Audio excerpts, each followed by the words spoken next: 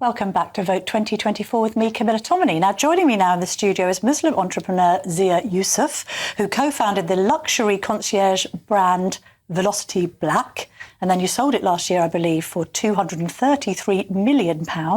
You've made a large donation to Reform and you had backed the Conservatives, but now you're backing Nigel Farage's party. So I suppose the obvious question, first of all, Zia, if you don't mind me calling you that, is why?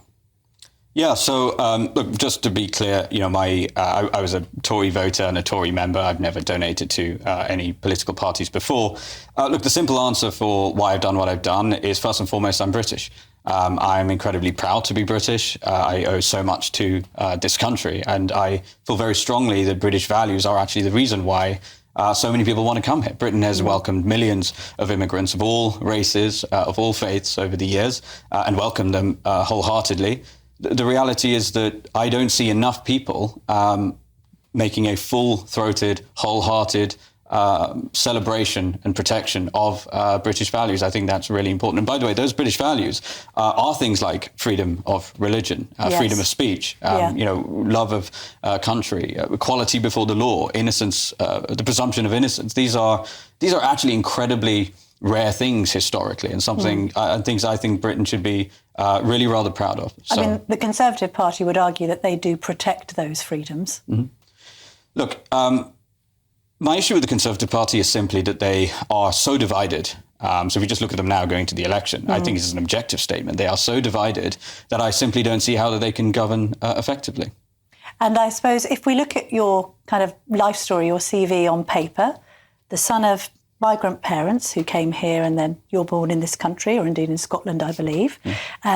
You're educated at private school. You then become an investment banker at Goldman Sachs. On paper, especially as a man of colour, you would probably be seen to have more in common with Rishi Sunak than Nigel Farage. Well, look, you know, in terms of my own personal history, my parents came here 40-odd years ago. They came here with nothing really to their name other than a newly minted medical degree. They have since both, between them, given almost half a century, in fact, more than half a century of service to our NHS. So, again, nobody knows or feels more strongly than I do about the contribution that immigrants can make and have made to this country.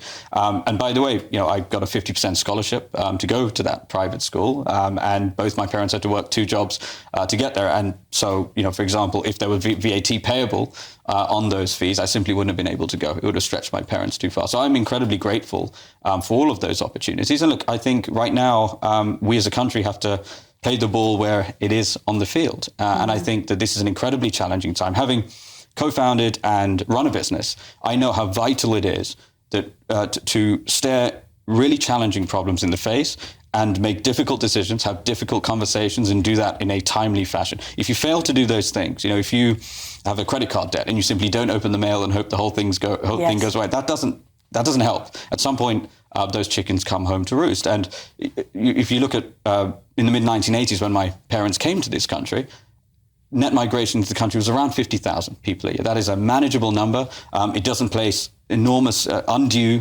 stress on public services, and it also allows those new arrivals, such as my parents, to assimilate comfortably.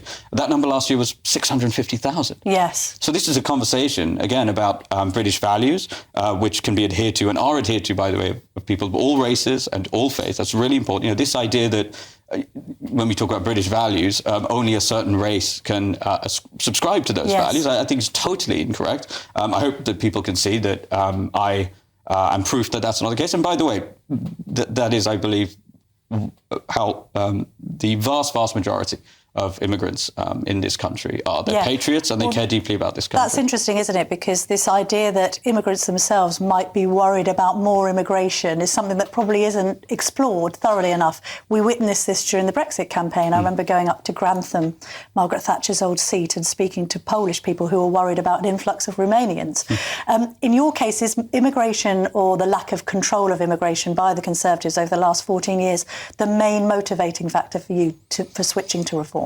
It's one of several motivating factors. I do think it's a vitally important issue. If we cannot even secure our borders, we spent more than 50 billion pounds on defence last year, and we cannot secure our borders, and we're an island. This is unacceptable. And if a party has been in power for 14 years, look, I actually think Rishi Sunak does actually believe what he's saying sincerely. I actually do believe that. But I'm sorry, we have to judge them on their track record because they've been in power for 14 years. And actually, to solve this problem, I do think it takes a lot of courage. I think it takes boldness. It takes decisiveness. Frankly, it also takes a unified party who are going to support him. And the other point on that about immigration is you create a perverse incentive structure. I don't think these nuanced conversations are had enough, as you say. So if you have come here as a legal migrant, and we can have a separate conversation about the numbers there, but the reality is you've come here legally, you've played by the rules, you've jumped through the hoops to do it. And then you see people who cross the channel illegally from France, and they get treated exactly the same way. You create a perverse incentive structure. Especially if you've paid for visas, thousands of pounds and all that to settle here. And again, if you've contributed to the British tax system, you pay taxes all your life, again, regardless of your race, your religion, too often these conversations are boiled down into these oversimplifications. I think people feel a deep sense of injustice there. And actually, a sense of fair play is one of those British values I'm talking about. Just briefly, Zia, because we're running out of time, as is ever the case. It's always on this show because we have to cram in so much into an hour. There has been some criticism of Nigel Farage and indeed Reform candidates' rhetoric around Muslims. What's your response to that criticism? Well, look, I think Nigel Farage, if you look at what he actually says and not the projections that people put on what he says. I sincerely believe, this is my opinion, and I've historically been a reasonably good judge of character, which is why I've had some success in business, for example, is that he wants what is best for British people, regardless of their faith, regardless of their race. That is my sincere view. With regards to the candidates, look, clearly candidates have made some appalling remarks, which I think we can all condemn those remarks.